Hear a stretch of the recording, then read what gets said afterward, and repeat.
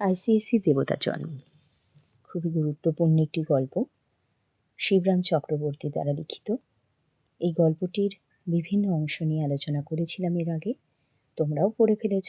যাদের এখনও বাকি রয়ে গেছে তারা কিন্তু অবশ্যই পড়ে নিতে ভুলবে না। তোমাদের সুবিধের জন্য সামনে পরীক্ষা, তাই একটা বিশেষ আলোচনা পর্ব রেখেছি। সেই এক্সট্রাক্টটা হচ্ছে লোকটার জন্য একটু দুঃখই জাগলো, কিংবা সেই তত্ত্ব জিজ্ঞাসুরই কর্মযোগ। আলোচ্য অংশে এখানে কোন লোকের কথা বলা হয়েছে, কোন প্রসঙ্গে এই উক্তিটি করা হয়েছে, লোকটিকে গল্পকথক পরবর্তীকালে কী অবস্থায় পেয়েছিলেন, গল্পকথক ওই লোকটিকে কি মনের দিক থেকে গ্রহণ করতে পেরেছিলেন বলে তোমার মনে হয়, আলোচনা করো। আলোচ্য অংশটি বাংলা সাহিত্যের হাসির রাজা শিবরাম চক্রবর্তী দ্বারা লিখিত দেবতার জন্ম নামক গল্প থেকে নেওয়া। গল্পকথক যখন বাড়ির সামনে নুড়ি পাথরটি তুলে একটা নিরাপদ জায়গায় রাখেন, তখন একটা লোক তার কাছে পাথরটি সম্বন্ধে জানতে চেয়েছিল। সেই প্রশ্নকর্তা লোকটার কথাই আলোচ্য অংশে বলা হয়েছে। গল্পকথক বাড়ি থেকে যখন বের হতেন তখন প্রতিদিনই তার সঙ্গে একটি নুড়ির সংঘর্ষ হতো। অনেকদিনই তিনি বিপদের সম্মুখীন হয়েছেন, বেঁচেওছেন।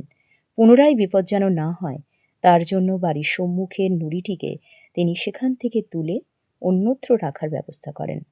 গল্পকথক যখন এই কাজটি করছিলেন তখন অনেকেই সেখানে উপস্থিত ছিলেন। তাদের মধ্যে কারোই পাথরটির প্রয়োজন আছে কিনা তা তিনি জানতে চান।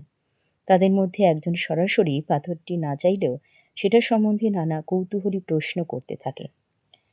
একদিন যখন পাথরটিকে নির্দিষ্ট জায়গায় খুঁজে পাওয়া যায় না, তখন গল্পকথক ভাবলেন আগের ওই অনুসন্ধিৎসু ব্যক্তি ওই পাথরটিকে দেখতে না পেয়ে খুব দুঃখ পাবেন। গল্পকথক যে স্থানে পাথরটিকে রেখেছিলেন সেখান থেকে কেউ পাথরটিকে সরিয়ে অশ্বত্থতলায় স্থাপন করেছিল, এবং যেখানে তেল সিঁদুর মাখিয়ে পুজো করা হচ্ছিল ওই পাথরটির চারিদিকে বেলপাতা, চাল ইত্যাদি ছড়ানো ছিল। পাথরটির ওই রূপ গল্পকথককে অবাক করে দেয়।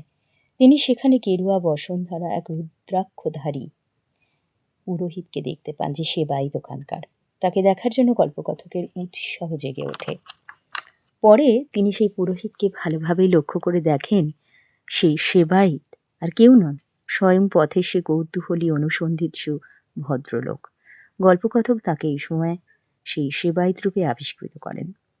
পথের কিছুটা অংশ খুঁড়ে পাথরটি বের করার সময় যে লোকটা বহু প্রশ্ন বাণে জর্জরিত করেছিলেন, হঠাৎ একদিন পাথরটির উন্নতির সঙ্গে সঙ্গে সেই লোকটিরও যে পরিবর্তন লক্ষ্য করা যায় সেটা বলাই বাহুল্য।